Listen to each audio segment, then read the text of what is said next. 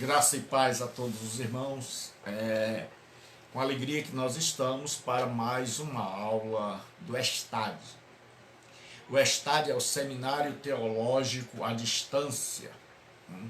É um seminário que você pode fazer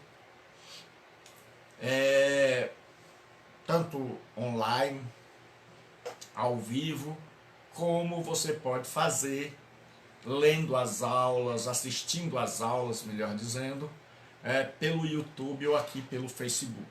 Então você tem várias maneiras. Esse seminário é um seminário programado para pessoas, para obreiros, homens de Deus, mulheres de Deus, que se interessam pelo seu crescimento e pela sua capacitação intelectual. Então, o Seminário Teológico à Distância tem por objetivo ajudar, levar ao povo de Deus ferramentas que possa ajudá-los no trabalho de implantação do reino de Deus. Pai do Senhor, irmão Tiburcio, Deus abençoe, boa noite. Então, este seminário é um seminário que tem por objetivo alcançar pessoas que não têm tempo devido às suas muitas atividades, ou que já pararam há algum tempo a parte de estudos da sua vida e estão agora precisando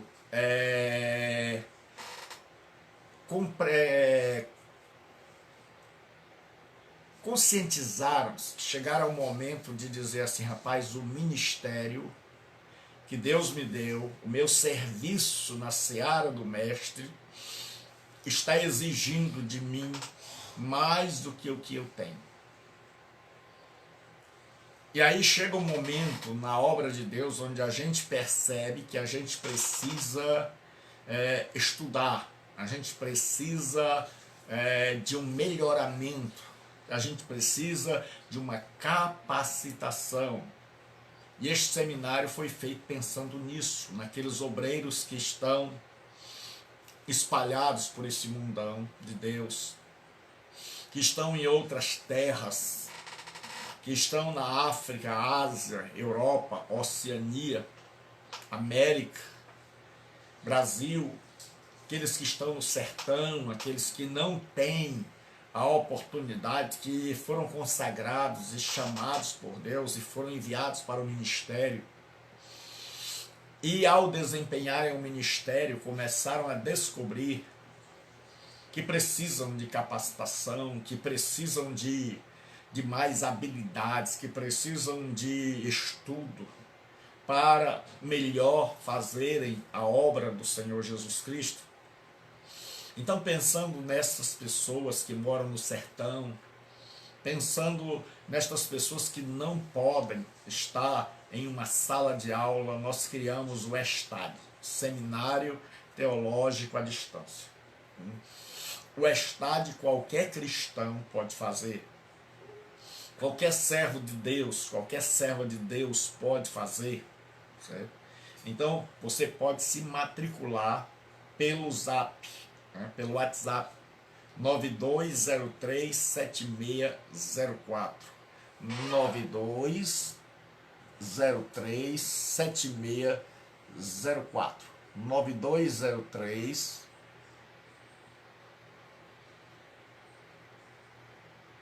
7604.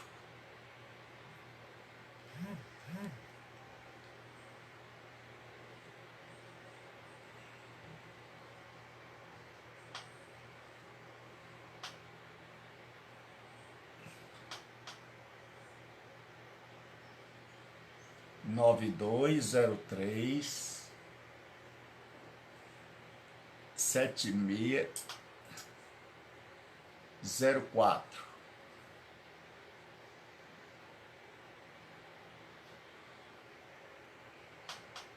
Nove dois zero três 7604.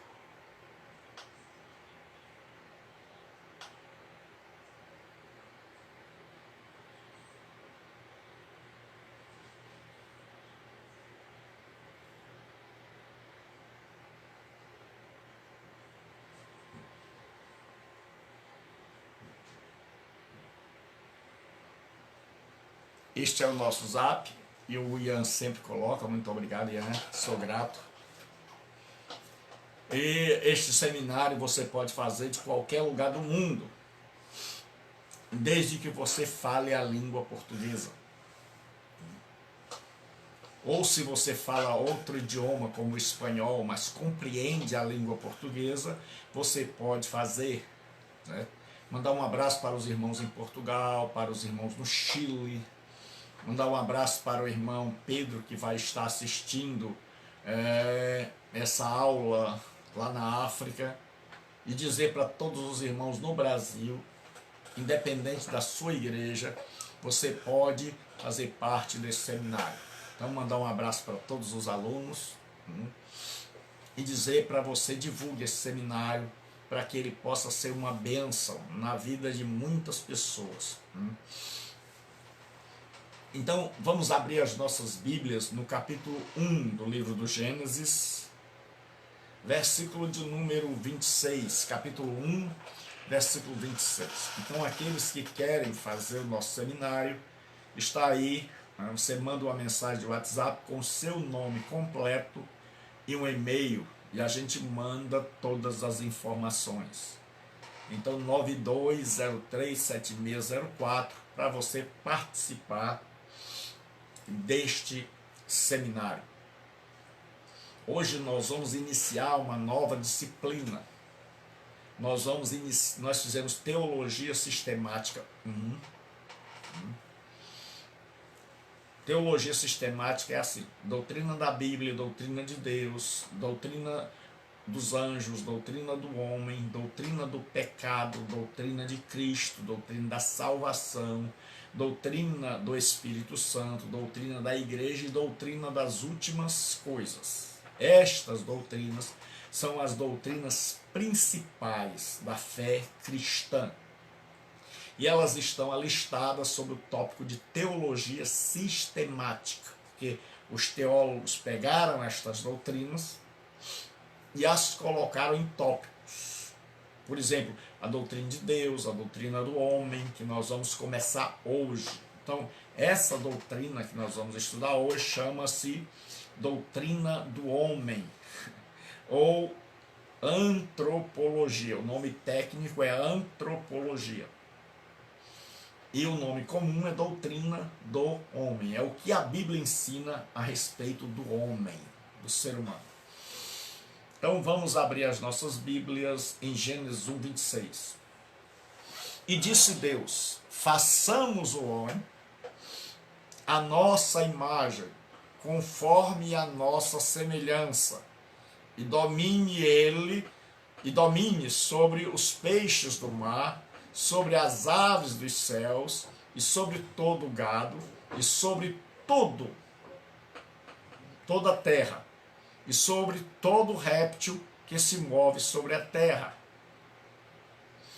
E criou Deus o homem à sua imagem, a imagem de Deus o criou, macho e fêmea os criou.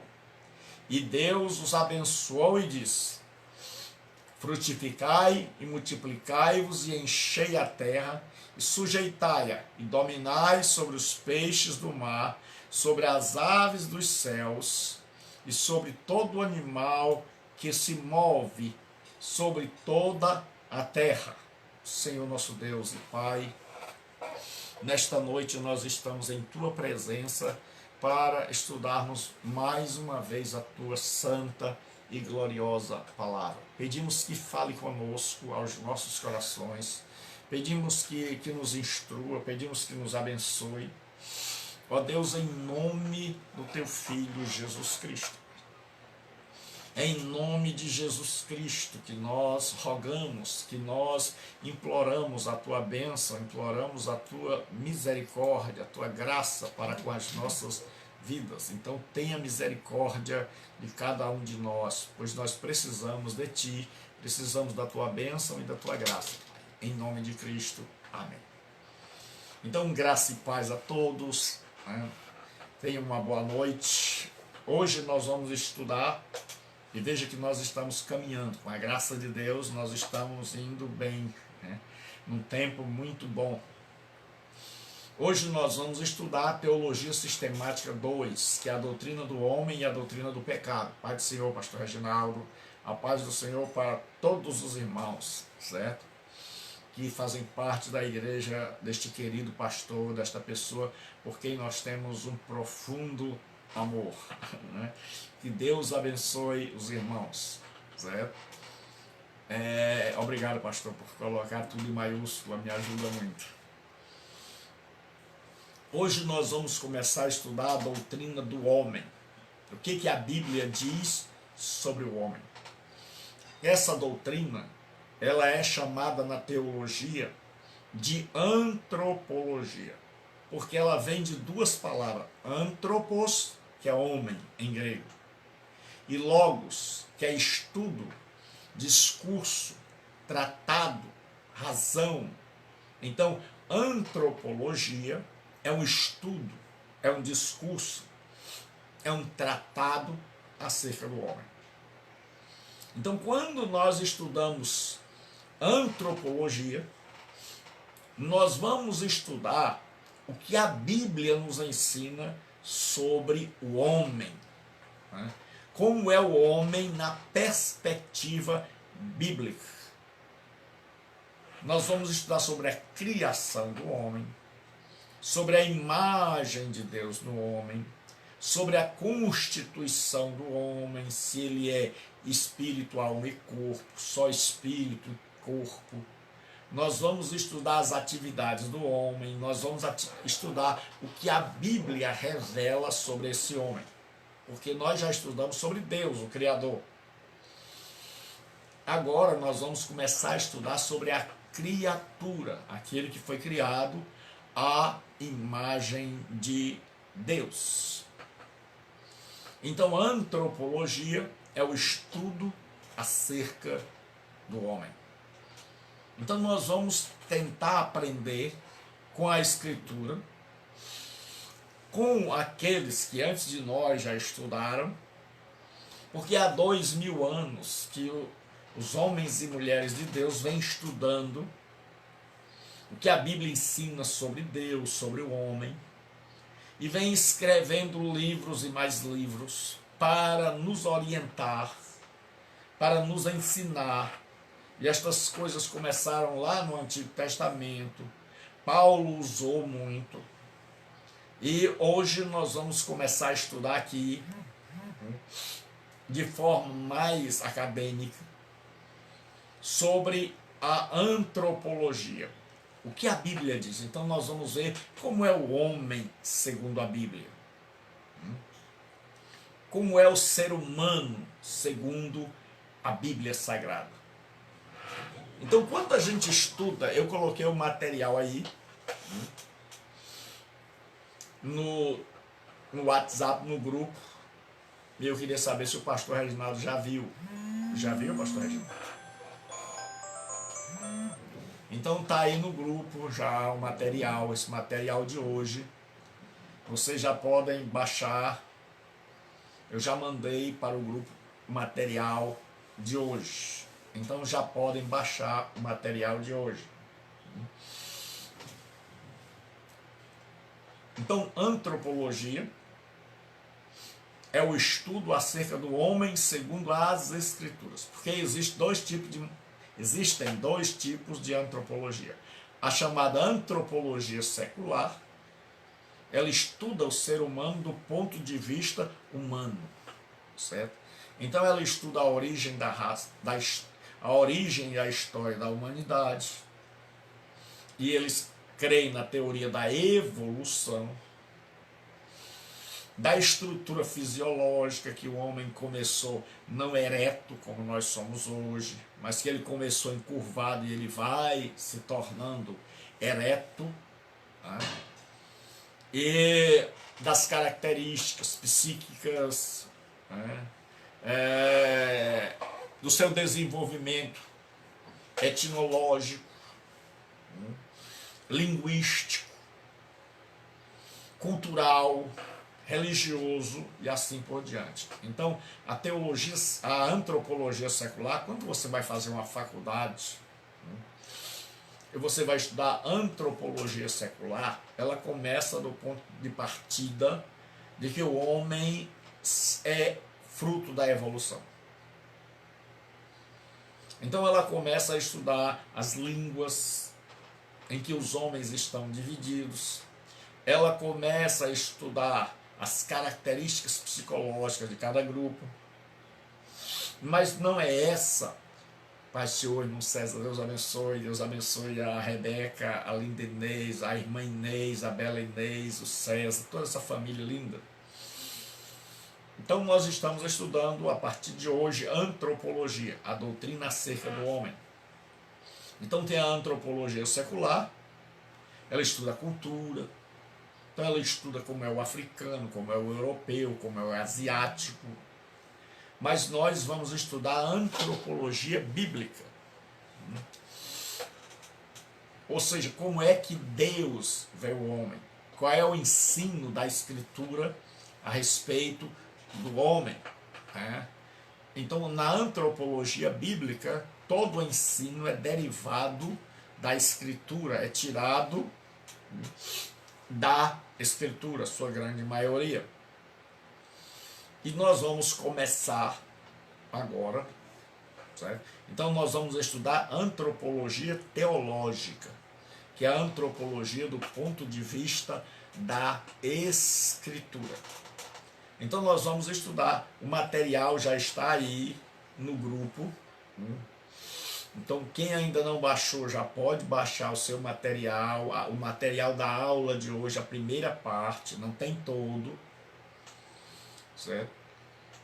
Porque eu tenho que tirar esse material do PowerPoint, tenho que colocar esse material no Word, depois eu tenho que tirar do computador, colocar no celular e enviar pelo Zap. Então eu vou enviando à medida em que nós formos estudando a palavra de Deus e você vai juntando.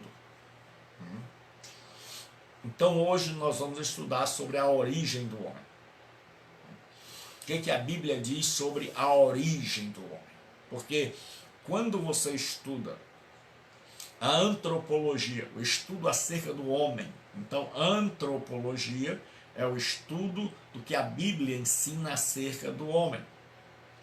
E esse estudo acerca do homem, nós vamos estudar a origem do homem e a etimologia. Etimologia é de onde vem a palavra, é a origem da palavra.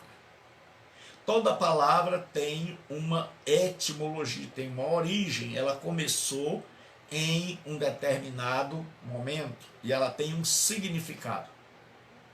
Então nós vamos começar com a etimologia da palavra homem. A palavra homem, ela vem do hebraico Adão, A-D-A-M, que nós traduzimos por Adão. E no grego é a palavra anthropos, que significa o ser humano, a raça humana, o homem. Só mais tarde, então logo nos primeiros capítulos, a palavra Adão não se referia ao macho da espécie, ao Adão pecador. Mas a palavra Adão se referia a toda a raça humana, ao homem e à mulher. Então, a palavra homem vem desta palavra hebraica Adão, que originalmente se referia a macho e fêmea, a toda a humanidade, ao ser humano, independente do sexo. Só depois da queda é que o homem toma para si o nome de Adão e dá para a mulher o nome de Eva. Mas até a queda, a raça humana é chamada de Adão.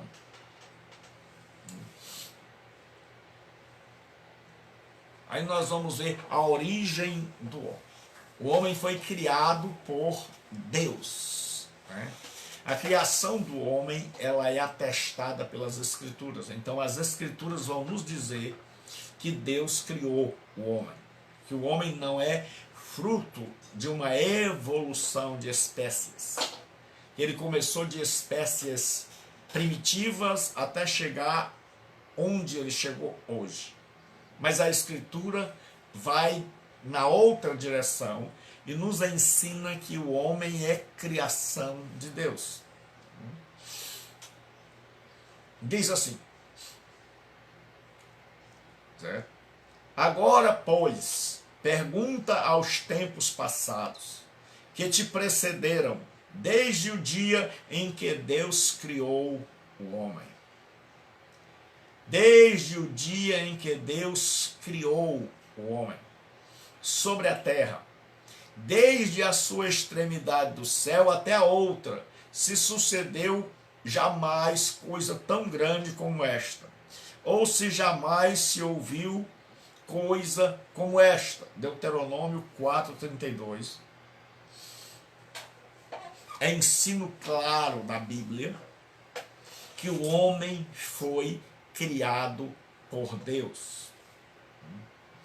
Isaías 45:12 diz assim: eu fiz a terra e criei nela o homem.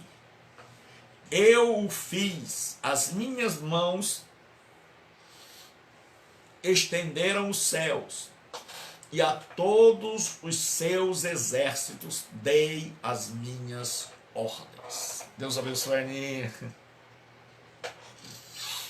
Prazer. Então nós estamos estudando, Ana, a doutrina chamada antropologia, que é teologia sistemática 2, é a doutrina do homem e do pecado. E nós hoje estamos começando na doutrina do homem. Então nós estamos vendo que o homem é criatura de Deus. Então Isaías diz: eu fiz a terra e criei nela o homem. Então Deus é criador. Eu o fiz. As minhas mãos estenderam os céus e todos os seus exércitos dei as minhas ordens. Outro texto que fala da criação do homem é Jó 4:17. Então, para os irmãos que estão chegando agora, o material desta nova disciplina já está no grupo, no curso. Diz assim o livro de Jó, capítulo 4, versículo 17. Seria porventura o homem mais justo do que Deus? Seria porventura o homem mais puro do que o seu Criador? Então Jó afirma categoricamente que Deus é o Criador do homem. E no Novo Testamento nós temos em 1 Coríntios,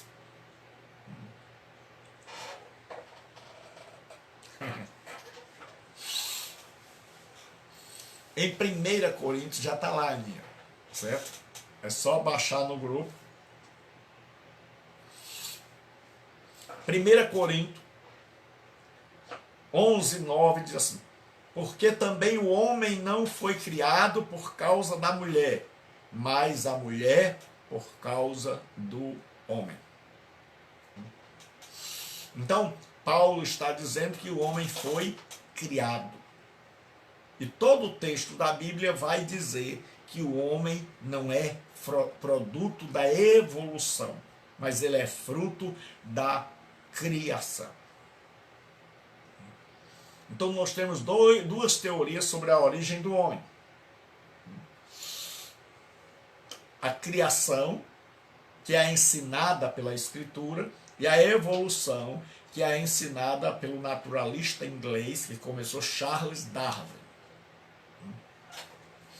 Então nós estamos vendo que a Bíblia inteira, ela está dizendo, ela está afirmando que o homem foi criado por Deus. Agora eu quero pedir aos irmãos o seguinte: quando você tiver dúvida, deixe sua dúvida aí no WhatsApp ou aqui embaixo. A melhor maneira é você deixar sua dúvida aí nos comentários, certo? Aquilo que você não entendeu, porque nós estamos longe um do outro, não há como eu ver nos seus olhos, no seu semblante, se você entendeu ou não. Então, se você não entendeu, se tem alguma dúvida, não se acanhe em perguntar. Não fique tímido. Então, pode perguntar. Porque essa história de reverendo é só para cá, é só para a hora da live. Eu disse, eu sou reverendo, mas eu sou igual a você, de carne e osso, só com uma tarefa de ensinar a palavra de Deus, não por minha causa, mas pela bondade daquele que me escolheu. Então nós já vimos, primeira coisa que a Bíblia ensina, que o homem foi criado por Deus. Segunda coisa, que você vai ver no seu material aí, que eu coloquei, é que a criação do homem foi precedida por um conselho divino. Ou seja, quando Deus está criando toda a terra, ele diz simplesmente, haja luz. E isto em latim, que é a língua da teologia, é chamado de Fiat, não é o carro não.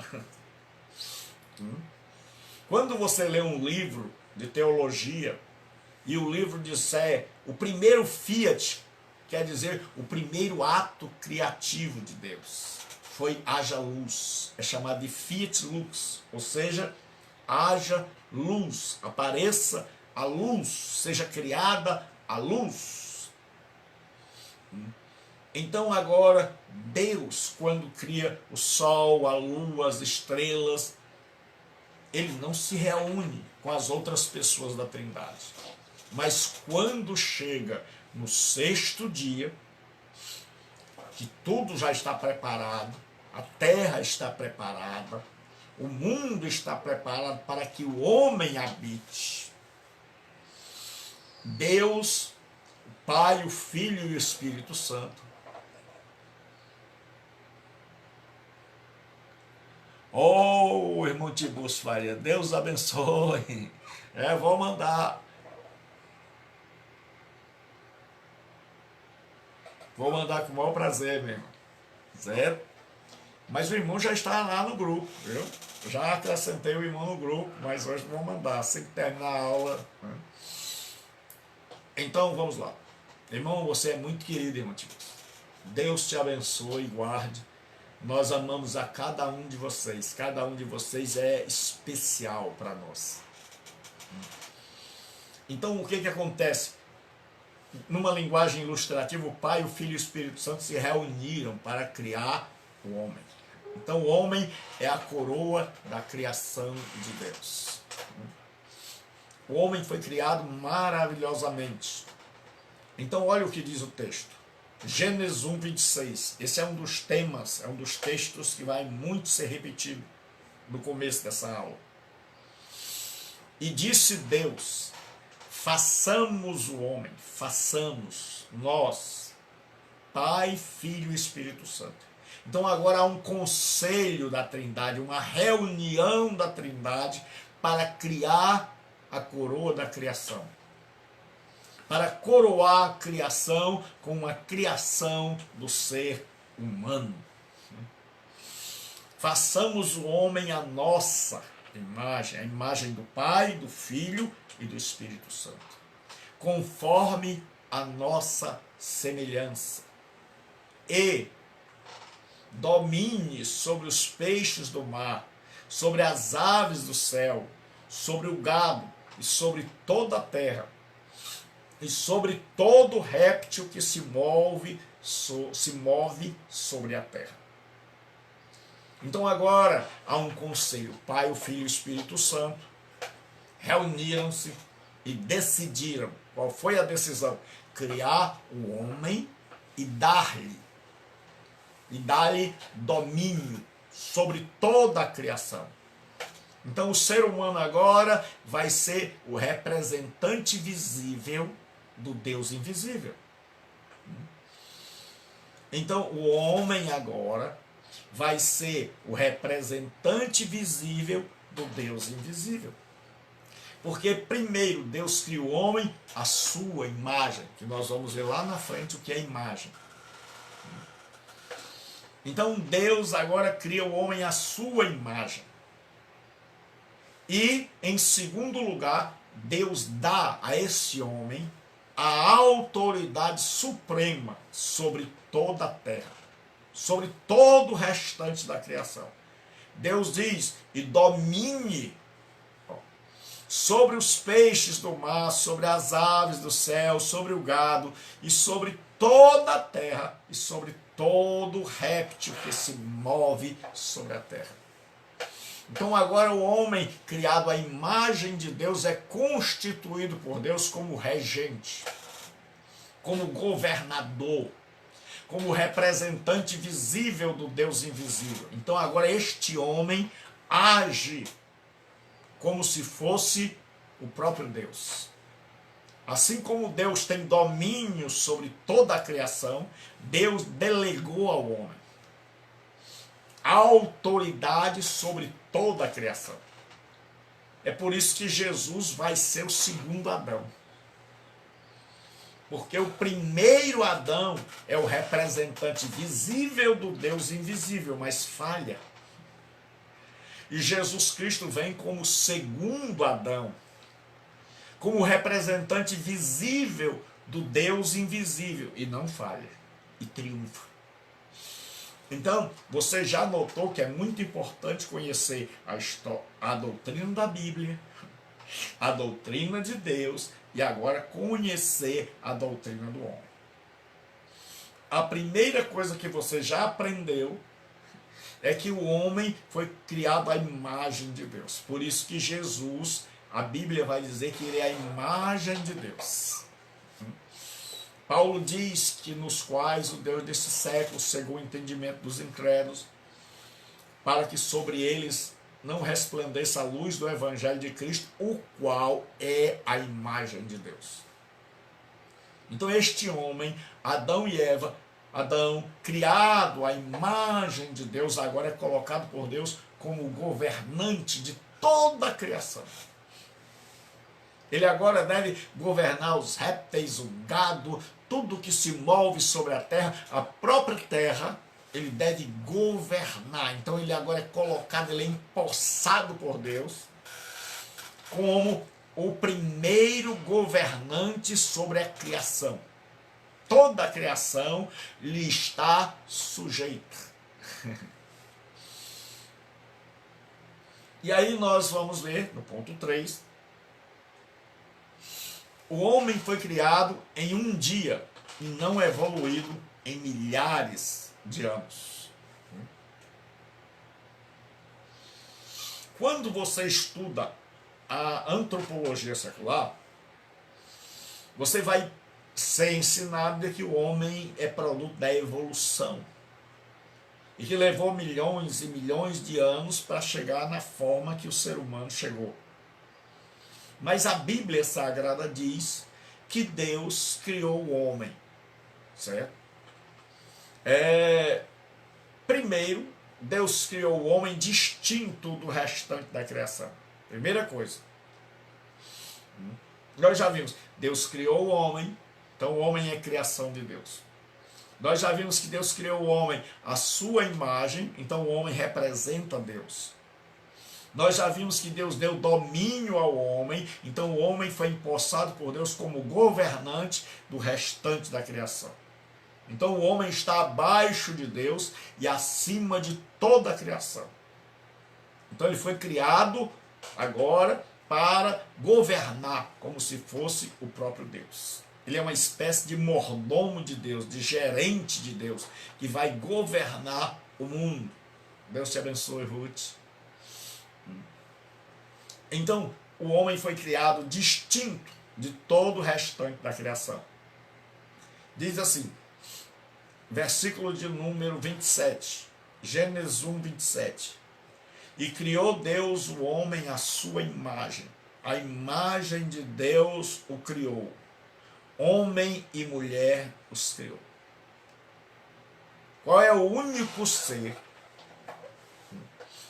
que dentre a criação possui a imagem de Deus? Só o homem. Ninguém mais, os animais não possuem, ninguém mais possui a imagem de Deus, só o homem. Esta imagem de Deus no homem torna-o distinto, separado, sem igual em toda a criação. Então o homem não pode ser igualado a um animal, o homem não pode ser igualado a um anjo, o homem não pode ser igualado a um peixe, o homem não pode ser igualado a nada na criação. Não há nada na criação que seja igual ao homem, porque este é o único. E lembre-se, para quem chegou agora, a palavra homem até aqui, ela tem o sentido genérico. É a raça humana. Só depois da queda é que Adão vai pegar para si o nome homem. E vai dar para a mulher o nome de Eva. Então, o homem agora é a imagem de Deus. E sendo ele a imagem de Deus, você olha para o restante da criação e não tem nada que se compare com ele. Ele é separado, é distinto de toda a criação. Por quê? Porque ele é a imagem de Deus. Então vamos lá, o pergunta e resposta. Em que o homem é distinto de tudo? Porque ele possui a imagem de Deus. Existe algo na natureza, na terra, que seja semelhante ao homem? Não.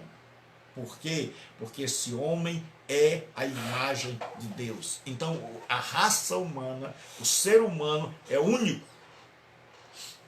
Por isso ele é a coroa da criação. Porque os anjos não possuem a imagem de Deus, os animais e o restante da criação não possuem a imagem de Deus. Agora o homem foi criado em um só dia. Diz assim a palavra de Deus em Gênesis 5:1. Este é o livro das gerações de Adão. No dia em que Deus criou o homem. No dia. Não diz nos dias. Mas diz no dia que Deus criou o homem, em um dia específico. No dia em que Deus criou o homem, a semelhança de Deus o fez. Então o texto de Gênesis 5 diz que Deus criou o homem num dia. Não diz qual foi o dia. Mas diz que Deus criou o homem no dia. Certo? No dia. No dia em que Deus criou o homem. Então, a teoria da evolução diz que o homem veio de um animal. Né? Mas a Bíblia diz que Deus criou o homem em um dia, num dia específico. Então agora nós já vimos o quê? Deus criou o homem. Nós já vimos que Deus criou o homem à sua imagem. Deus criou o homem e colocou como governante do planeta Terra, como representante visível do Deus invisível. Deus criou o homem num dia e Deus criou o homem distinto de toda a criação, porque o homem é o único que possui a imagem de Deus. Agora nós vamos ver qual é o estado original. E preste bastante atenção,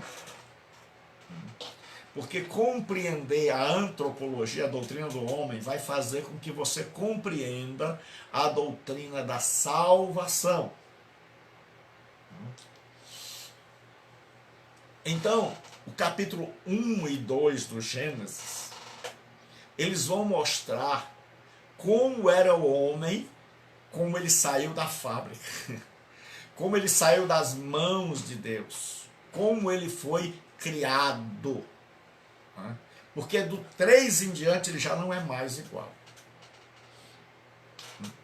O homem em seu estado original, a gente só encontra ele no capítulo 1 e 2 do Gênesis. A partir do 3, esse homem já não é mais o homem original. Esse homem é um ser caído, danificado, contaminado, adoecido, enfermado pelo pecado. Então, quando a gente quer conhecer o homem original, a gente tem que ir para Gênesis 1 e 2. Na teologia, esses dois textos, Gênesis 1 e Gênesis 2, é chamado de plano piloto. Todas as vezes que você vai fazer um plano, você faz o primeiro. E aí, se esse plano se rasgar, se molhar numa parte, você tem o original. Então, sempre que vai haver um problema no Novo Testamento, os autores vão voltar para Gênesis 1 e 2, que é chamado na teologia de plano piloto. Por exemplo, nos dias de Jesus havia uma discussão entre os rabinos Hilel e Shammai. Um dizia que podia haver divórcio por qualquer coisa. O outro dizia que em hipótese alguma podia haver divórcio. E aí o povo vendo Jesus ensinar foi perguntar a ele, para saber qual era a posição de Jesus Cristo. E Jesus diz, olha, o homem jamais deve se divorciar, exceto, que é o que se chama na teologia de cláusula de exceção. É que para toda regra tem uma exceção. Então, na teologia, isso é chamado de cláusula de exceção. O que é cláusula de exceção? É que o adultério, ele destrói o laço matrimonial. Ele destrói a aliança. Ele acaba com o pacto. Então, Jesus diz que a única maneira de se fazer um divórcio é através da infidelidade conjugal, né? Que é chamado, esse texto, Jesus diz, olha, o homem não pode separar-se da sua mulher, exceto nos casos de infidelidade conjugal. Isso é chamado de cláusula de exceção. Aí os judeus dizem, mas na lei não nos ordenou Moisés que a gente podia dar uma carta de divórcio? Porque na lei o homem podia assinar um documento, se divorciar da mulher e mandá-la embora. Tem gente que me pergunta e diz assim, pastor, para que eu preciso de papel para me casar? Por que o senhor fala e as igrejas falam que a gente precisa casar no cartório e ter um documento? Porque o casamento real é feito no cartório. Não existe dois casamentos. Não existe o civil e o religioso. Muita gente pensa que existe dois casamentos. Que a pessoa casa primeiro no civil, aí depois vai para o religioso. Não. O que existe é o casamento civil. Um homem e uma mulher resolvem casar, então eles vão diante do juiz e eles acertam o casamento. E aí eles vão para o pastor pedir a bênção de Deus sobre o seu casamento. Então o pastor, quando vai celebrar, ele vai ministrar a bênção de Deus sobre aquele casamento que já foi realizado.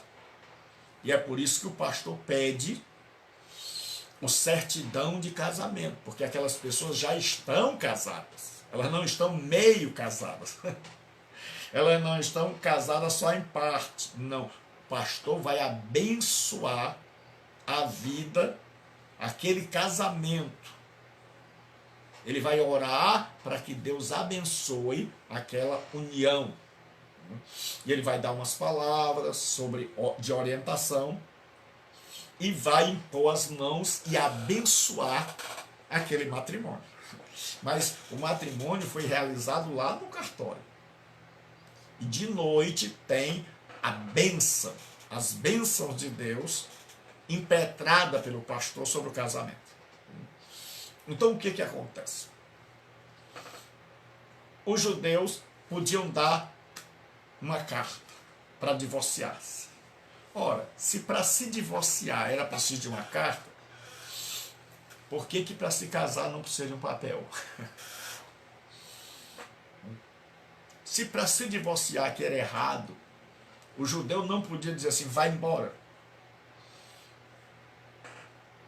Ele tinha que assinar um documento e dizer, olha, eu estou me divorciando de você, e dizer o motivo.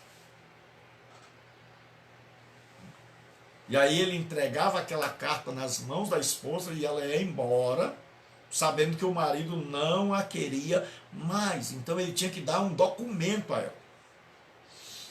Aí muita gente vem me perguntar, pastor, precisa de papel para a gente casar? A gente não pode casar só na palavra, não. Eu digo, meu irmão, se para se divorciar precisava de um documento, imagine para se casar. Precisa sim.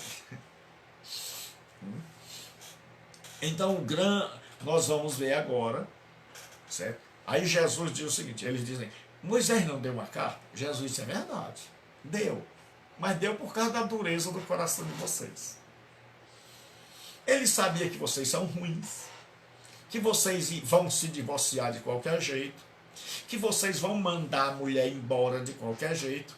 Então, para dificultar as coisas e para vocês pensarem duas vezes, ele mandou que antes vocês fizessem um documento. Que era para dar tempo de você pensar, refletir, dizer, não, eu vou talvez voltar para a mulher, né? Fazer um documento vai dar muito trabalho.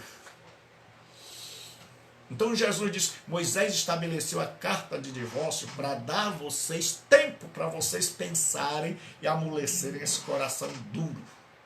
E sabendo ele que vocês iam se divorciar mesmo, então vocês tinham que se divorciar assinando um documento, dizendo eu quero.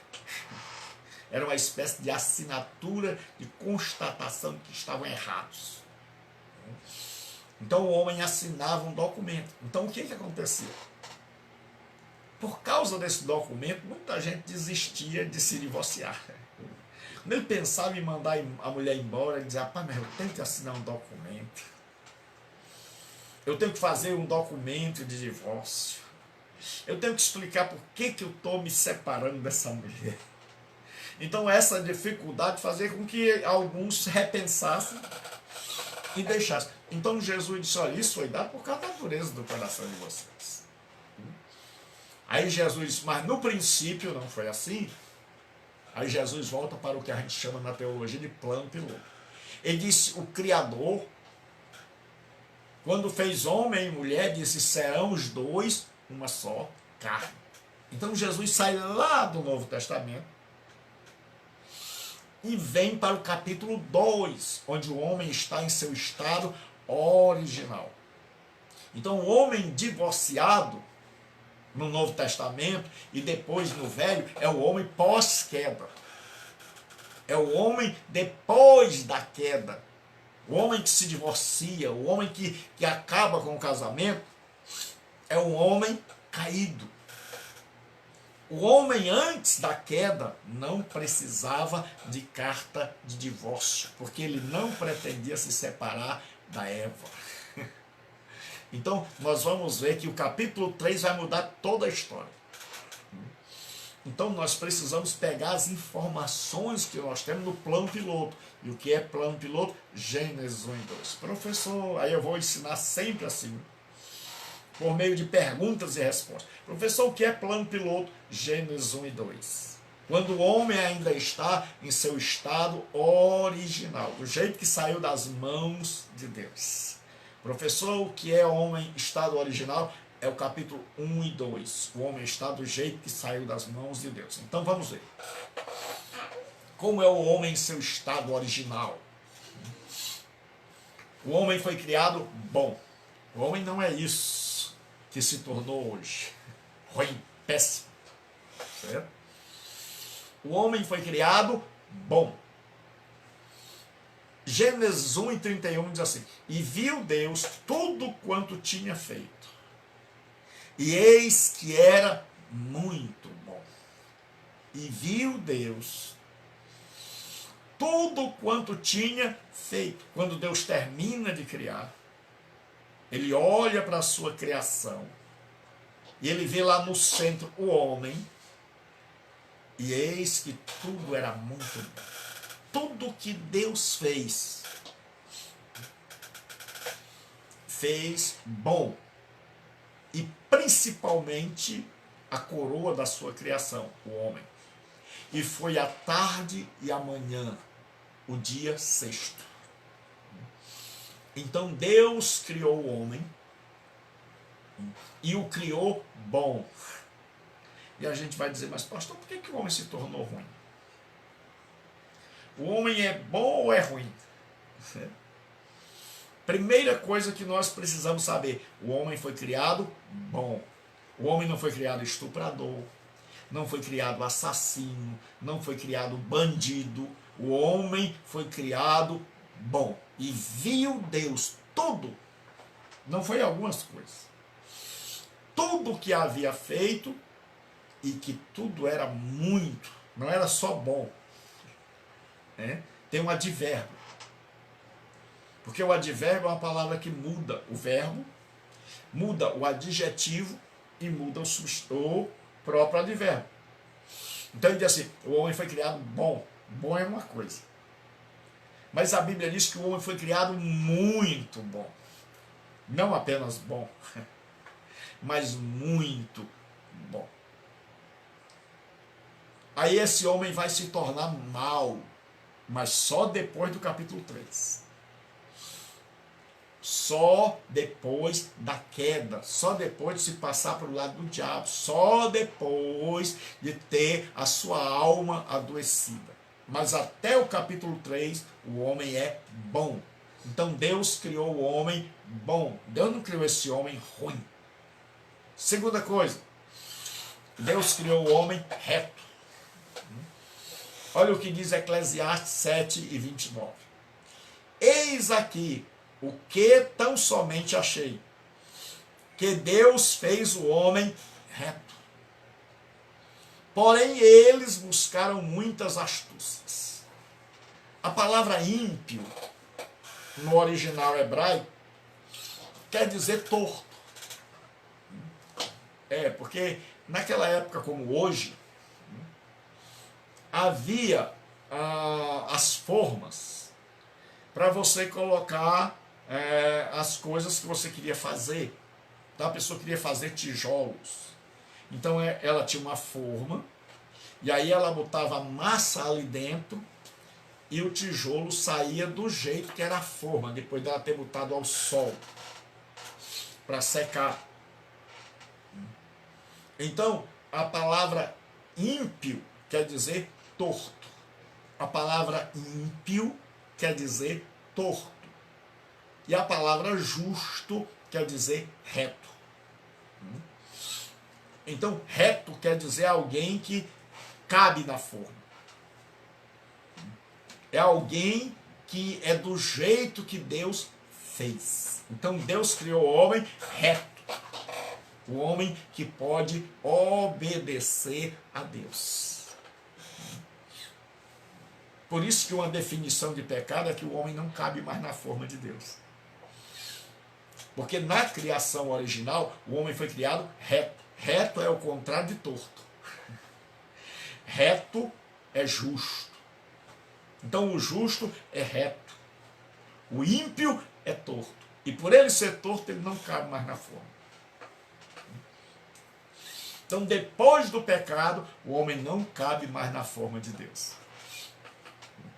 Não há como ele caber mais na forma da vontade de Deus.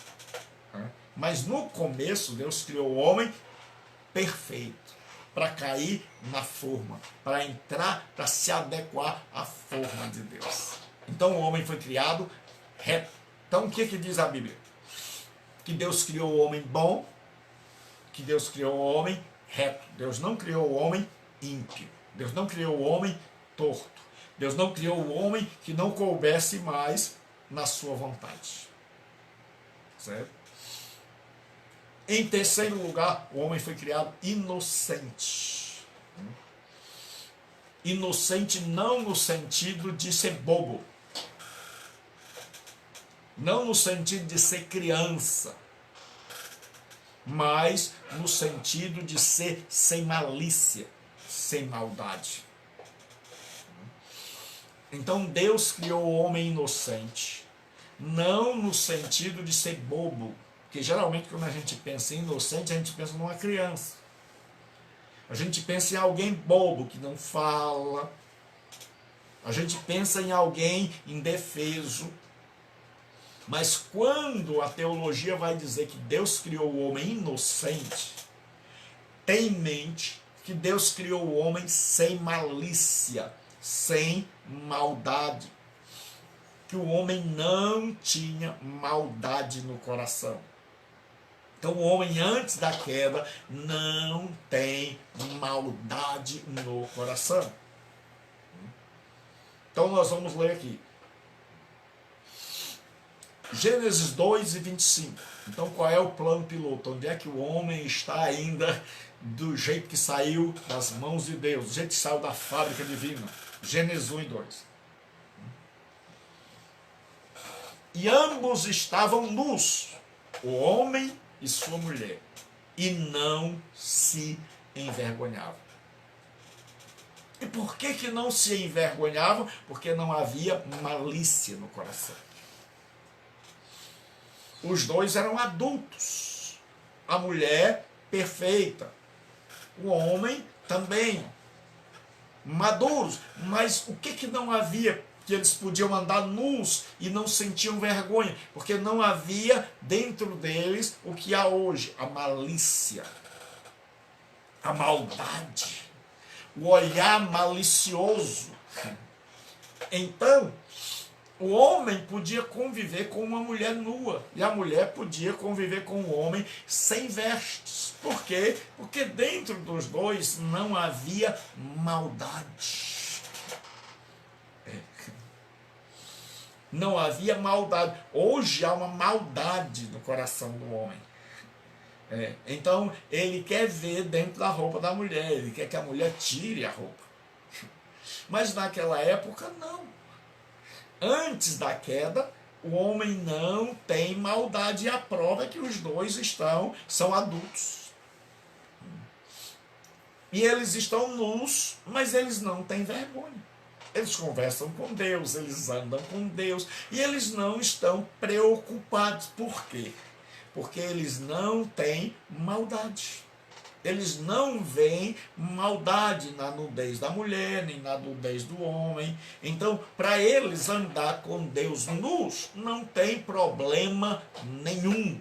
Porque o homem foi criado sem malícia.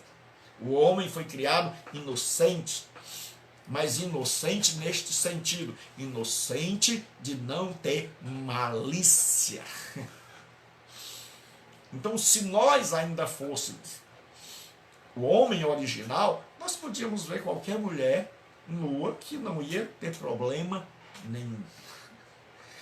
A mulher podia ver qualquer homem nu que não ia ter problema nenhum. Mas depois da queda, o homem corre para se vestir de folhas.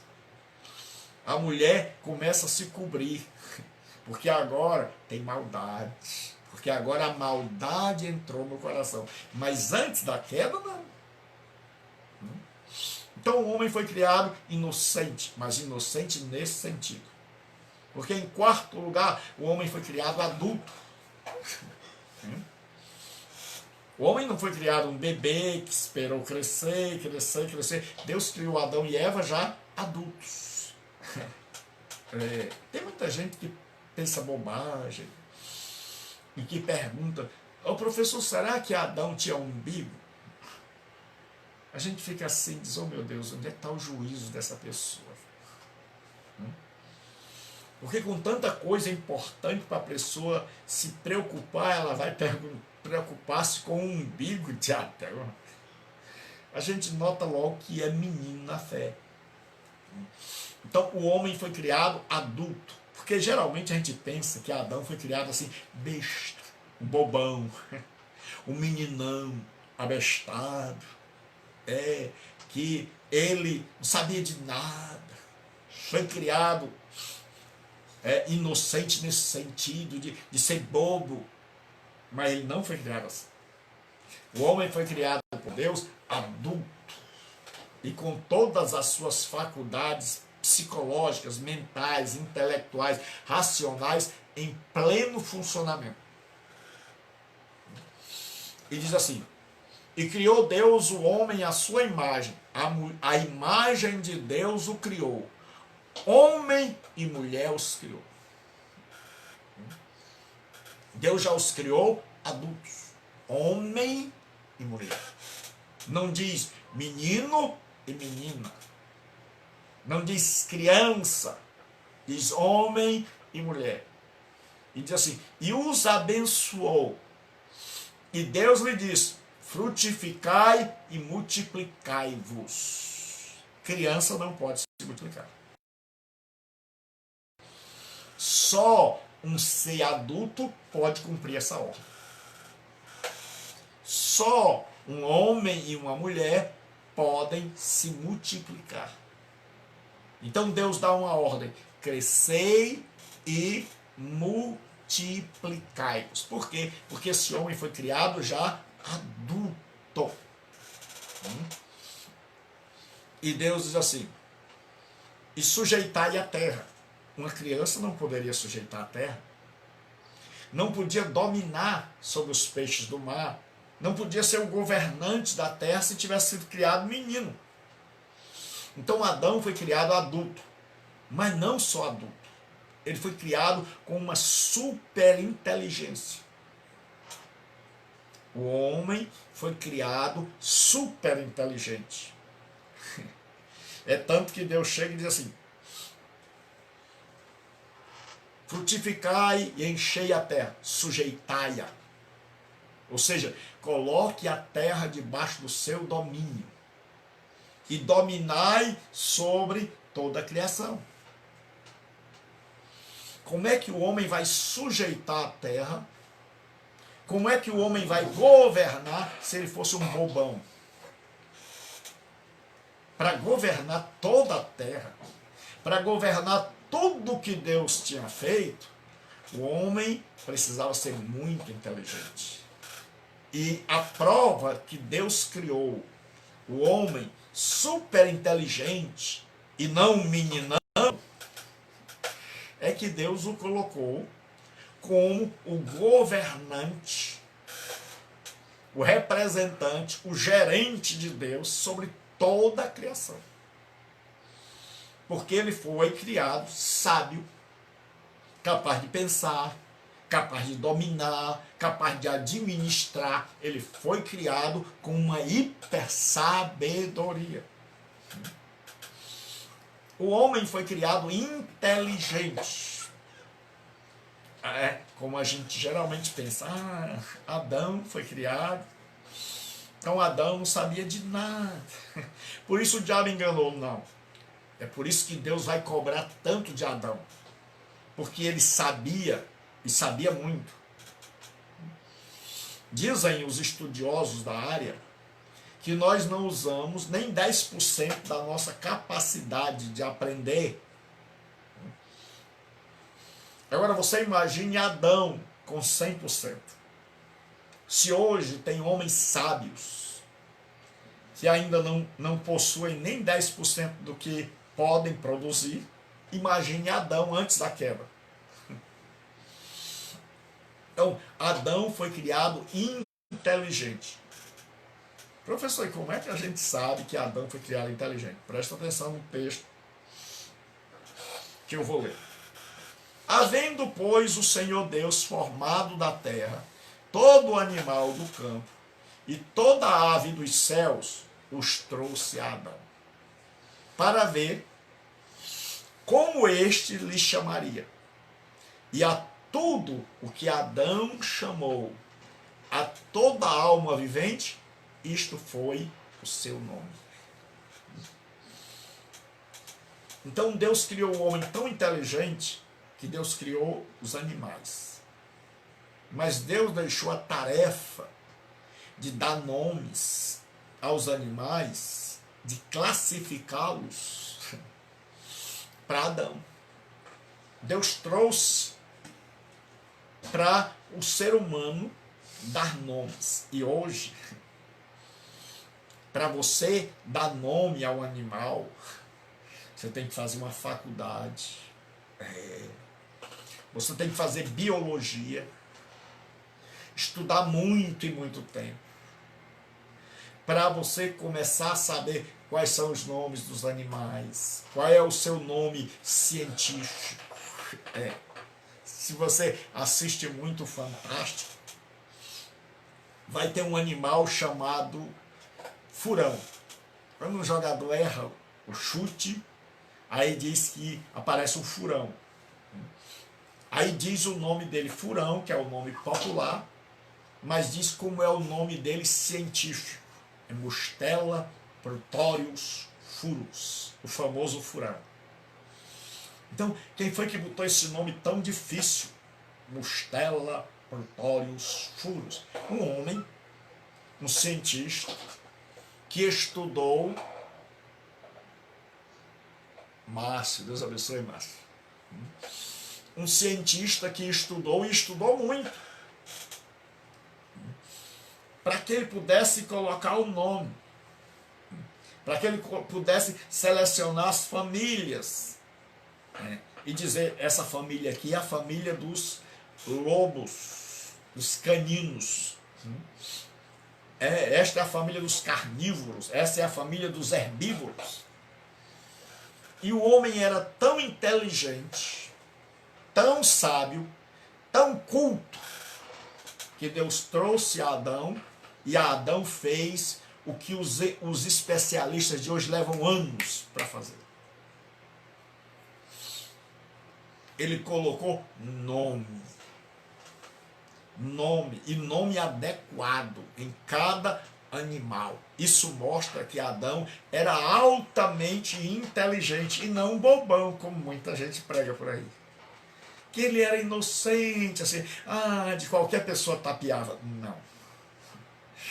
Não. Adão era alguém altamente inteligente. É por isso que Deus não desculpa a queda de Adão. Se Adão fosse bobo, não soubesse de nada, não soubesse diferenciar o certo do errado, fosse um ser inocente no sentido de ser bobo, facilmente enganado, Deus teria dito, não. O diabo é muito esperto, mais sábio que Adão, derrubou Adão. Adão caiu porque ele era bobinho. Então Adão caiu. Então eu não vou punir muito Adão não, porque Adão não tem muita culpa. Adão era um meninão, bobo. Não. Adão era um homem sábio e caiu sabendo. É tanto que Paulo diz assim, a mulher sendo enganada caiu em transgressão. Mas o homem não. O homem não foi enganado. Adão não foi enganado. Ele caiu porque quis. Foi uma escolha dele. Ele sabia o que era certo e o que era errado. Então, o homem foi criado um ser moral, um ser inteligente. Deus diz, olha, está aqui a árvore do conhecimento do bem e do mal. Você não pode comer desta árvore, porque no dia que você dela comer, certamente você morrerá. Então o homem era tão esperto, tão sábio, melhor dizendo, melhor colocando, tão inteligente que ele era um ser moral. Ele era um ser capaz de distinguir o que é certo e o que é errado. Então Adão foi criado por Deus capaz de distinguir.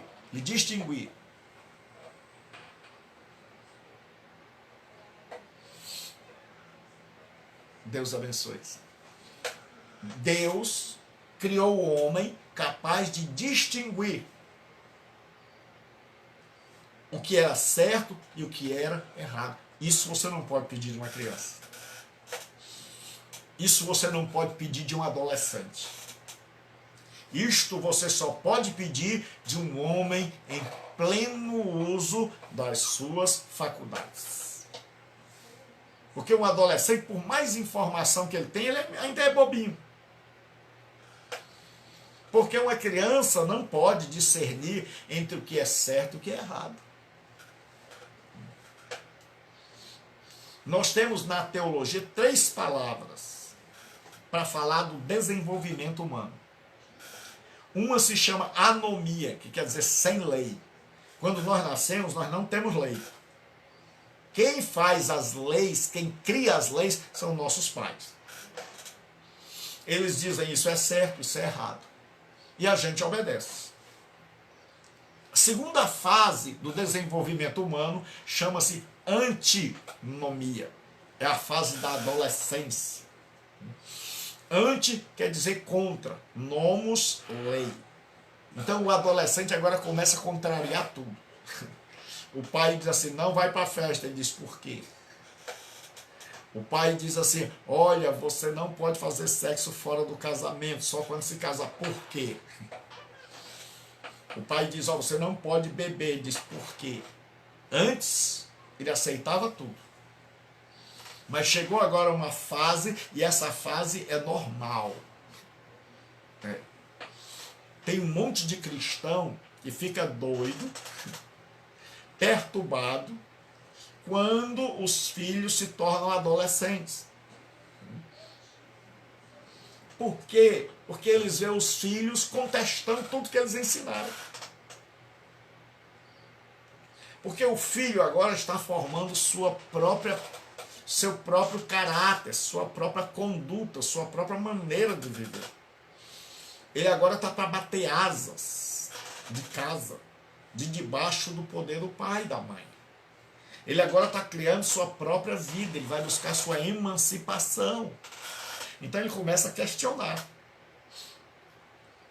Geralmente o jovem ele não quer mais obedecer a pai, ele não quer mais ir para a igreja. Tudo que ele fazia antes, porque ele não tinha lei, porque ele fazia o que os outros mandavam, na adolescência ele vai agora questionar. Ele não vai mais querer ir para a igreja. E aí o pai endoida, pensando que ele está endiabrado. Não. Isso faz parte do amadurecimento. Muitos deles não vão mais. Muitos deles agora querem ser rebeldes, querem fazer tudo o contrário. Eles são do contra. Eles botam um cabelo esquisito. Querem pintar o cabelo de azul, de vermelho. Querem andar com as calças assim esquisitas. Eles querem ser do contra. Porque agora eles estão num espaço. Nem sigo mais meu pai e nem sei como seguir. Então eles estão no meio do caminho, perdidos. E aí eles começam a ser do contra. E aí eles não querem mais fazer nada. E aí eles têm vergonha de andar mais com o pai. Têm vergonha de andar com a mãe. Eles acham que é mico. Que é passar vexame. Eles agora querem andar sozinhos. Então eles começam a ser do contra. Aí à medida que a pessoa amadurece, que ela passa pela fase da antinomia, de ser contra tudo que é lei, ele vai amadurecer, ele vai chegar à autonomia. Que é ele agora aprendeu. Ele agora sabe viver só, independente do pai e da mãe. Errou, fez muita besteira. Infelizmente, nós não vamos poder evitar que os nossos filhos façam besteira.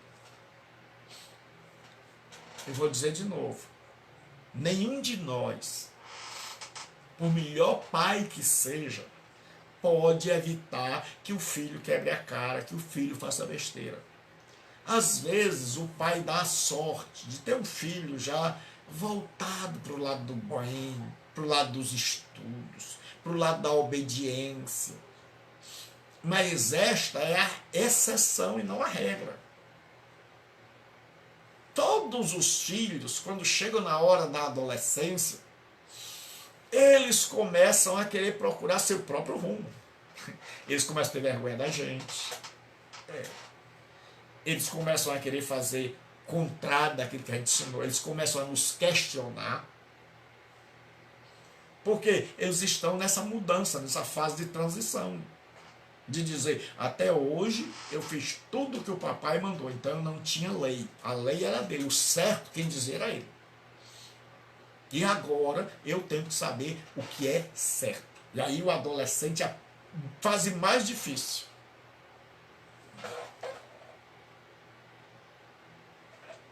Isso. Certo? Então, o adolescente é a fase mais difícil. E é por isso que eles não entendem isso que o irmão César colocou.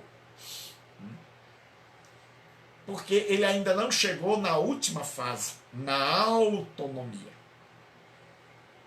Ele não sabe que para ele fazer o que ele quer, ele precisa fazer isso que o irmão César colocou aí, começar a pagar as contas. Certo? Que quem quer ser independente, o rapaz, a moça que quer ser independente, tem que ter condição já de viver, de comprar sua casa, de pagar suas contas, de comprar suas roupas, de pagar seu colégio. Porque o adolescente, ele quer ser independente, mas como ele é adolescente, ele ainda não tem noção de que independência não é apenas fazer o que quer, mas a independência financeira também. É dizer assim, pai, o senhor não precisa mais me dar nada. Porque a partir de hoje, eu me sustento. Mas isso o adolescente jamais vai entender. Aí ele vai amadurecendo. Ele vai apanhando da vida. Ele vai percebendo. Oh, meu Deus. Minhas filhas todas esfriaram na fé. Chegou a adolescência, todas esfriaram. Né? Algumas até se desviaram. Mas hoje estão todas no caminho do Senhor.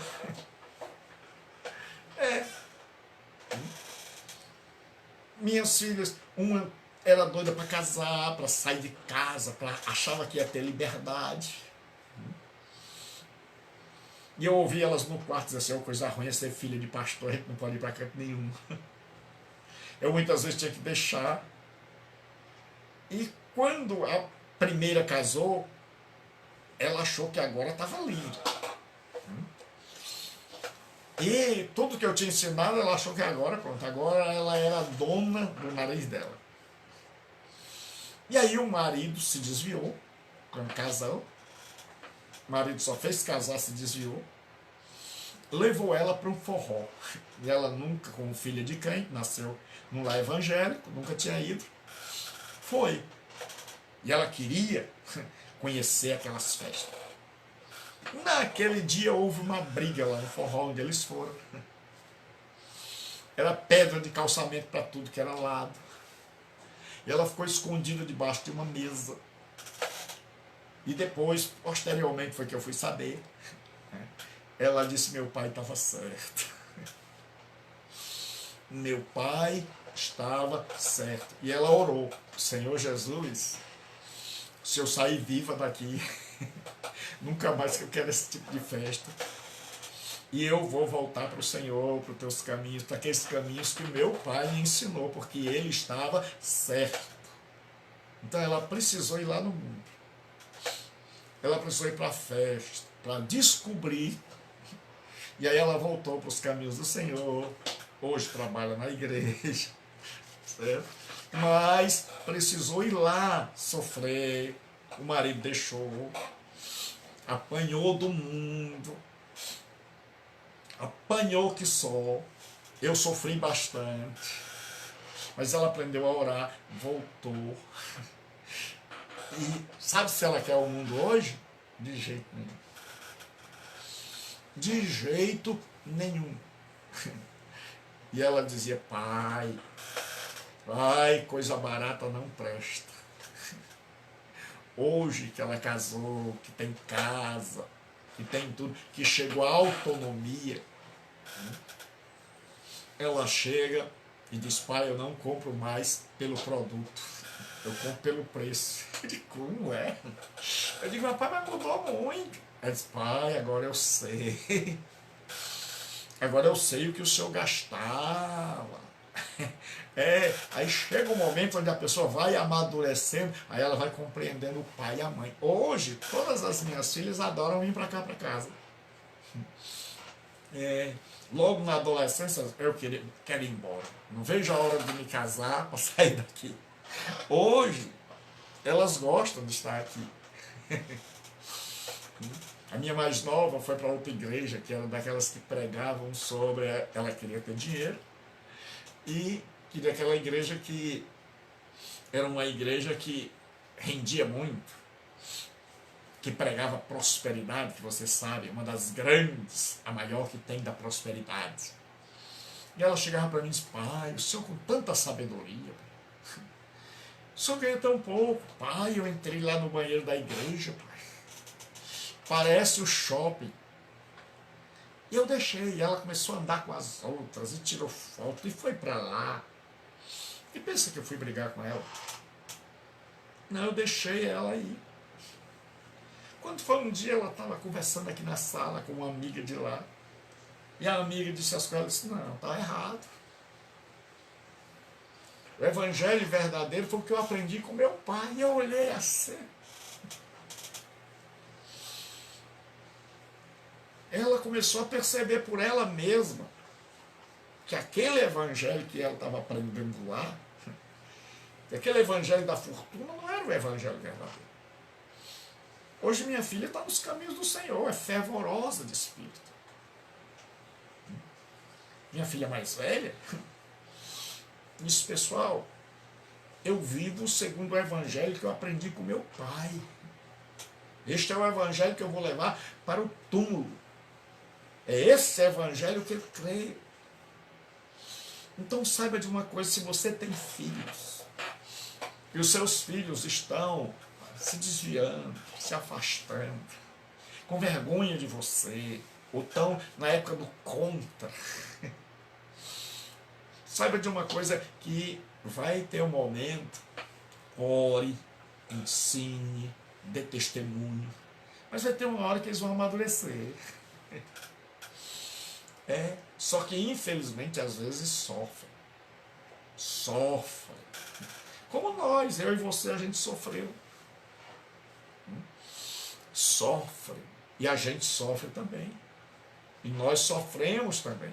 Mas chega um momento onde a ficha cai, igual o filho pródigo. Quantos empregados lá na casa do meu pai têm pão em abundância? Então qual é o nosso papel? É dizer assim: meu filho, você quer ir embora? Você quer se desviar? Você quer viver sua própria vida? Saiba que você sempre vai ter um lar para voltar. Saiba que no dia que você quebrar a cara, que você se der mal, que você descobrir que a conta é cara, que o preço da liberdade é alto, é pagar luz, água, telefone, é que o quilo da carne está pela hora da morte. É você saber fazer as contas, e você saber que tem que trabalhar muito, e você não sabe de onde a gente tira tanto dinheiro para sustentar, porque todo dia você gasta dinheiro. Aí chega um dia que o filho começa a dizer: ah, meu pai tinha razão, meu pai tinha razão, minha mãe tinha razão. Alguns chegam mais rápido, outros às vezes apanham muito na vida. Vai depender de quê? Do que a gente ensinou. Por isso, irmãos, é que eu aposto tanto no ensino.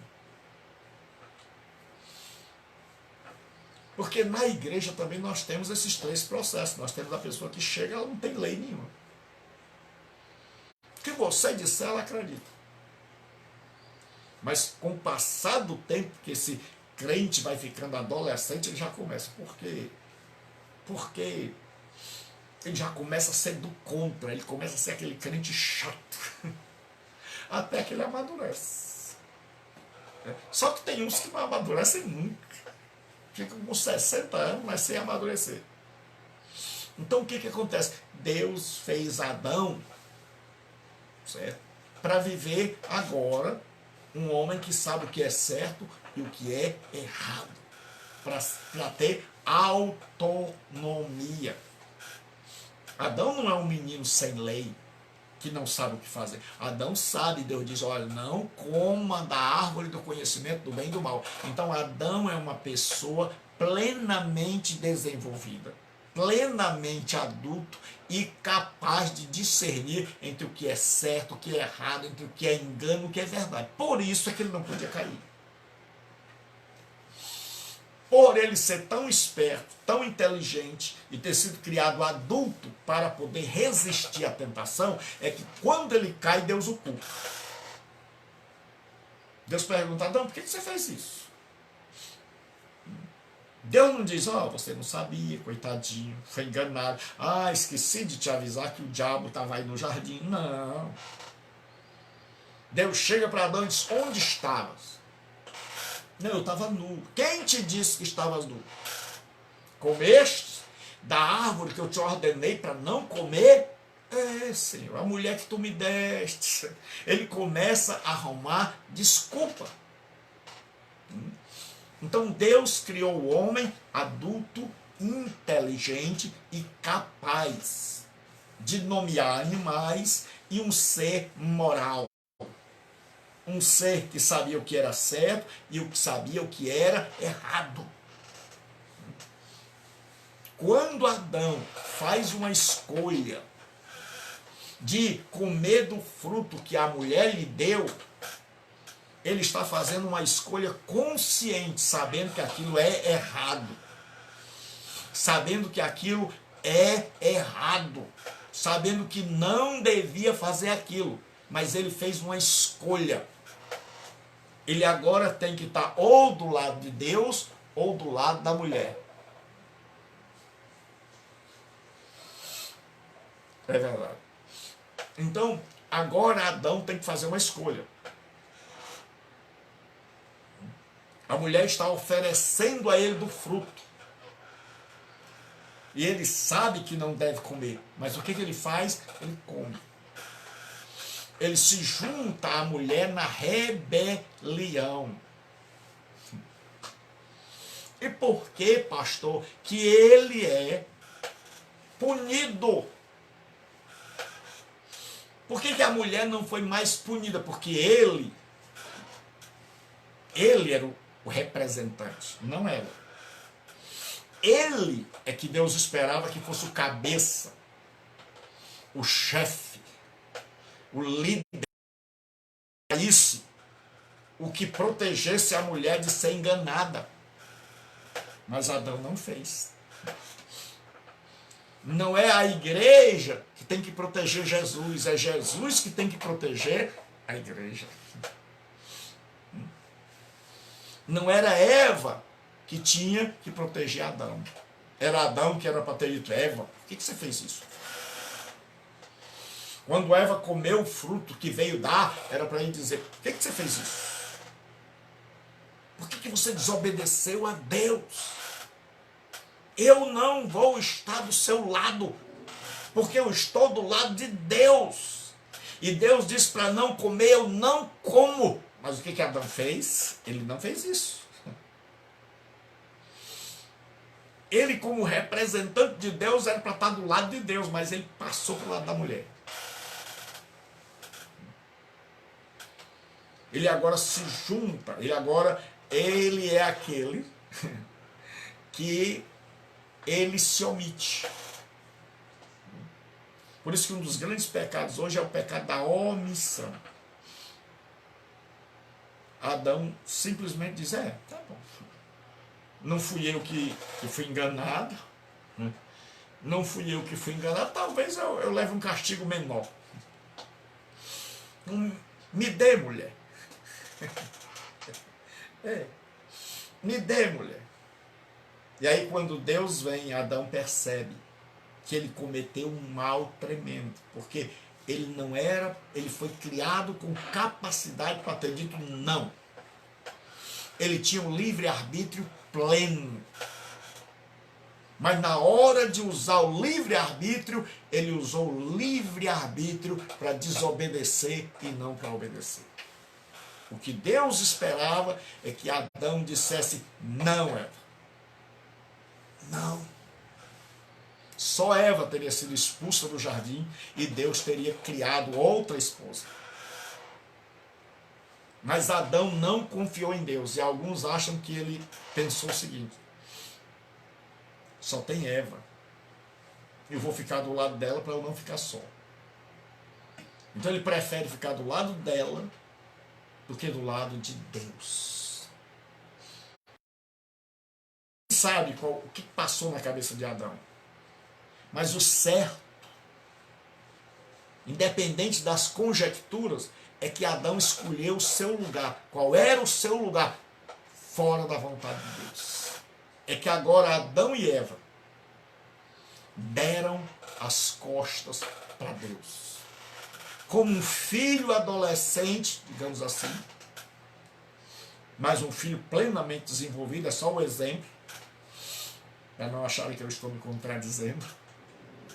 Agora, não como um filho adolescente, mas como um filho já nas plenas faculdades, ele diz: pai, eu vou embora. Estou saindo de casa, estou arrumando as malas, vou viver a vida sozinho e não quero mais a intervenção do Senhor. Não quero mais o Senhor se metendo na minha vida porque eu já sou adulto. Foi mais ou menos isso que Adão e Eva fizeram. Pai, nós estamos saindo da sua casa, estamos deixando o seu jardim, estamos deixando suas leis, estamos deixando suas ordens, e agora eu e a mulher vamos viver longe desse jardim, longe das suas ordens, e nós vamos estabelecer agora o que é certo e o que é errado. Aí é o que a gente chama de rebelião. Então houve a queda. Porque o homem agora se revolta contra Deus. Então agora a lei de Deus não é mais a lei de Adão. A vontade de Deus não é mais a vontade de Adão. E agora Adão passa para o lado de Eva, que já estava do lado do diabo. Então agora há um rompimento entre esse ser que foi criado inteligente. E por que tamanho castigo? Porque esse ser foi criado para vencer. Foi criado para poder dizer: não, eu creio em Deus. E por isso Deus deixou a árvore do conhecimento do bem e do mal ali. Para quê? Para pôr à prova o homem. Para ver qual era a escolha do homem. Para ver de que lado o homem iria ficar. Do lado de Deus ou de qualquer outro lado que aparecesse. E essa árvore continua até hoje. Todos os dias eu e você temos que fazer escolhas. De que lado nós vamos ficar? Todo dia. Todo dia. Se você não passou por isso, você vai passar. Mas todo dia eu e você temos que estar escolhendo. Quando uma pessoa dá dinheiro demais e você está recebendo no caixa, você tem a árvore do conhecimento do bem e do mal ali. Devolvo ou não devolvo? Quando a mulher lhe paquera, você tem a árvore do conhecimento do bem e do mal. Aceito ou rejeito? Quando você tem uma raiva e está a ponto de quebrar tudo, você tem a árvore do conhecimento do bem e do mal. Quebro tudo ou me controlo? Quando você está com vontade de deixar seu marido, de arrumar outro, você está diante da árvore do conhecimento do bem e do mal. Deixo ou não deixo? Fico do lado de Deus ou não? Então, todos os dias, nós somos tentados a escolher um lado. Todos os dias, nós temos que estar dizendo assim: eu quero ficar do lado de Deus. Todo dia. E como é que a gente faz isso? Tomando decisões. Decisões que tem horas que são difíceis. Certo? Que Adão tinha tudo. Porque Adão tinha um livre-arbítrio pleno. Eu e você não. Eu e você, o nosso livre-arbítrio está adoecido. Nós sabemos o que é certo e o que é errado, sabemos. Nós sabemos distinguir o bem do mal, sabemos. Mas nós temos uma natureza que nos inclina para o mal. Que se a gente não vigiar, que se Deus não tiver misericórdia, a gente acaba escolhendo o mal. Mas Adão não. Adão não tinha essa inclinação. Mas Adão optou, fez uma escolha voluntária. Ele escolheu o lado que ele queria ficar. Quando Eva comeu, agora tinha dois lados. Ou fica do lado de Deus, ou fica do lado de Eva, mais o diabo. E qual foi o lado que Adão escolheu?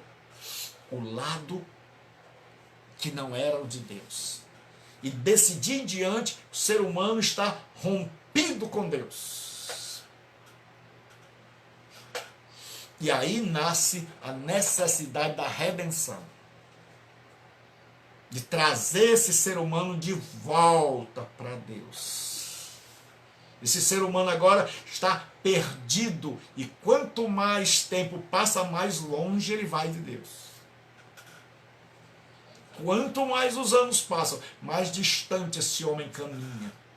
É como se Deus ficasse aqui parado e o homem dissesse, não quero mais andar com o Senhor. Então a cada dia esse homem se afasta mais, a cada dia o coração endurece. Então eu quero dizer a você que está desviado, quanto mais tempo você passar desviado, mais duro seu coração vai ficar, mais difícil vai ser para você voltar. E você que me ouve, que tem vontade de ser um cristão, que tem vontade de se arrepender, que tem vontade de entregar sua vida a Jesus Cristo, quanto mais tempo você demorar, mais difícil vai ficar. Então a gente tem que tomar uma decisão o mais rápido possível. E nós que já somos cristãos, todo dia a gente tem que tomar uma decisão. Todo dia vem uma tentação.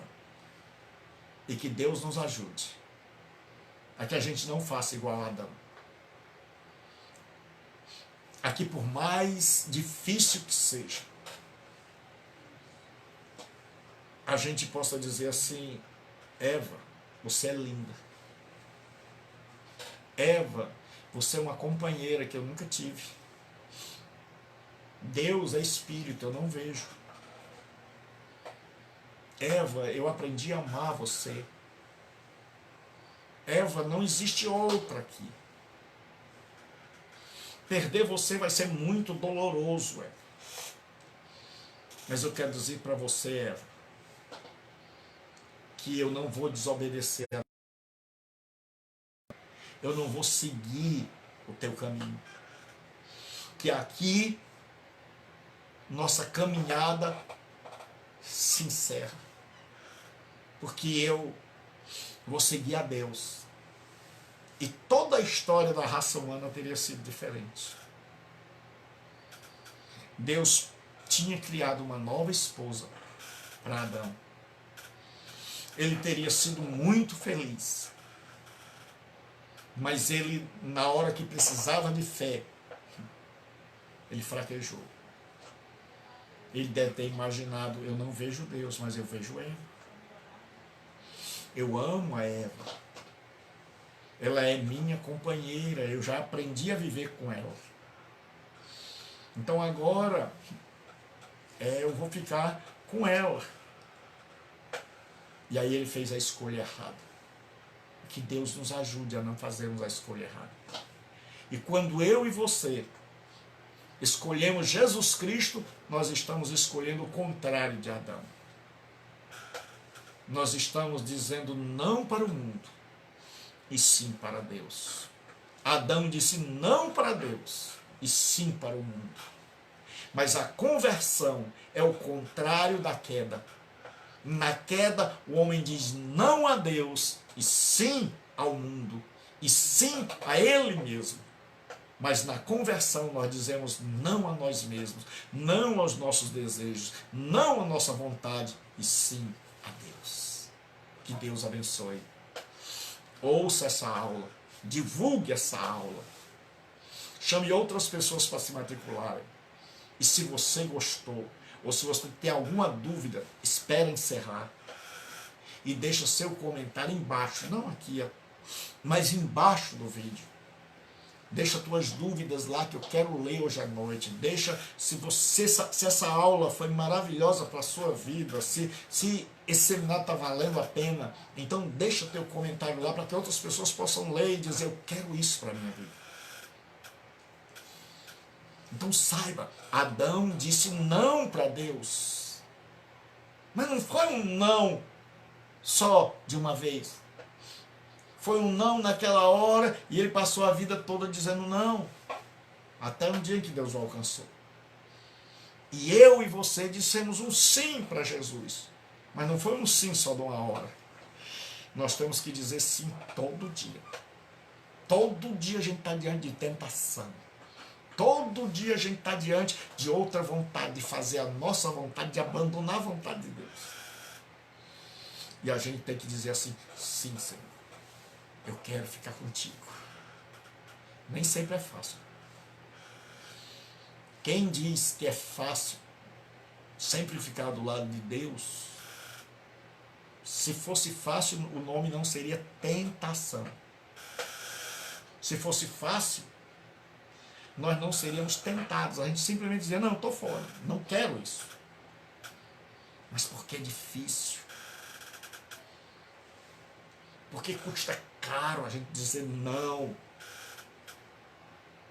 Porque dizer sim para Deus e dizer não para tudo que o mundo oferece, o diabo, para ficar do lado de Deus, e muitas vezes tem que ficar contra a esposa, que era o que Adão tinha que fazer, não era fácil. Não é fácil ser cristão. Só é possível por causa do Espírito Santo. Que na hora que nós estamos em tempo de ceder, em tempo de acompanhar as ervas da vida, o Espírito Santo chega e nos dá força e diz, meu filho, não vá não. Não vá por aí. Portanto, agarremos-nos com Deus. E que Ele nos dê graça. E que Ele nos sustente. Para que a gente não tenha a mesma atitude de Adão. Mas para que a gente tenha a atitude de Jesus de dizer, eu não vim fazer a minha vontade, mas a vontade daquele que me enviou. Então, faz aí agora. Agora, divulga. Divulga essa aula. Pensa em tudo aquilo que você ouviu. Ouve várias vezes, até entrar no seu coração, até você compreender. E saiba, do capítulo 1 ao 2, o homem está perfeito. Mas do 3, tudo se estragou. Então hoje, o ser humano não é mais sem malícia. Ele é malicioso, portanto tenha cuidado. Jesus disse, sede simples como as pombas, mas prudentes como a serpente. O homem hoje pensa que sabe, mas a sua sabedoria é utilizada para fazer bomba. É utilizada para clonar cartão, é utilizada para fazer maldade. Esse homem que foi criado à imagem de Deus, já não se parece tanto com Deus. A imagem de Deus está quase apagada. Ele se parece mais com o diabo do que com Deus. Este homem que foi criado adulto, hoje tem dificuldade para amadurecer. Hoje é como o irmão César disse, que é liberdade sem condição de pagar as contas. Que é autonomia, mas não quer ter condição de pagar as contas. Então nós temos um homem que a gente espera que seja adulto, e você vai ver gente de 50, 60, 80 anos que ainda é menino. Só cresceu no corpo, mas a cabeça é cabeça de menino.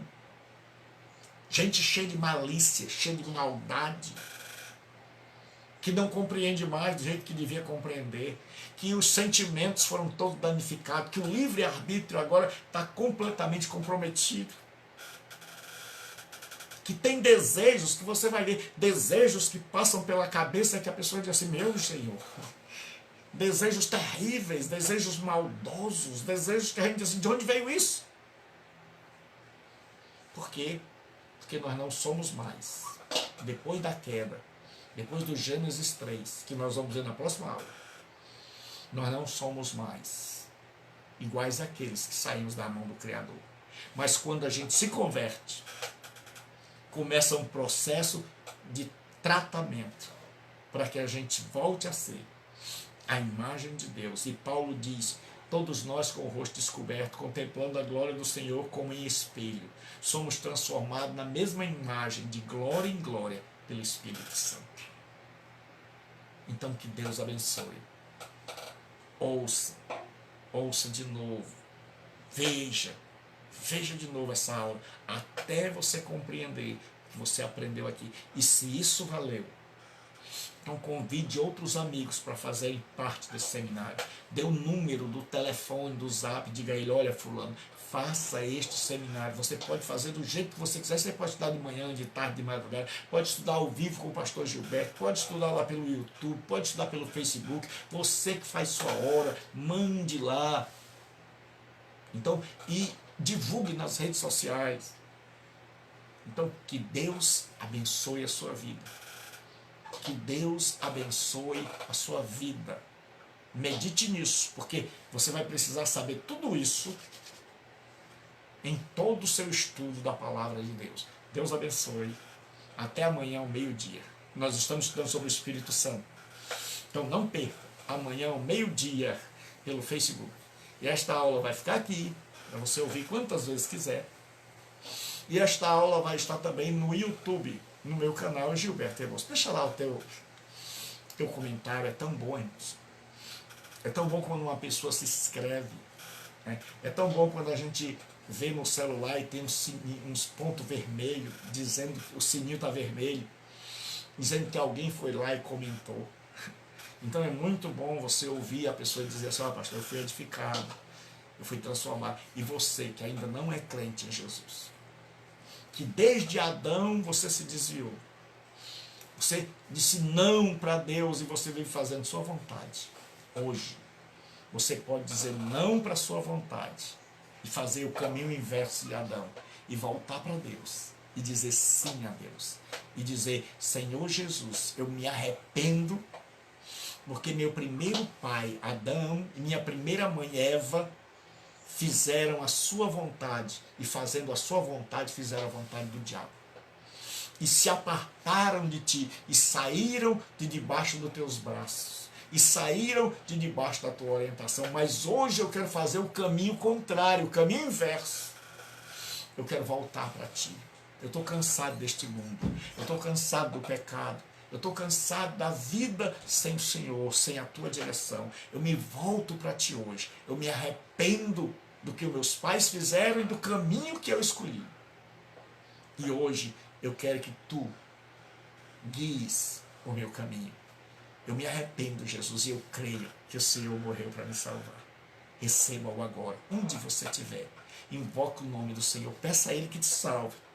E volte para o Senhor, porque Ele se voltará para você. Aceite-o e Ele te receberá. Não importa quem você é, não importa o que você fez. Se você voltar, Ele recebe. Ele está te esperando. Agora é contigo. Deus abençoe. Até amanhã.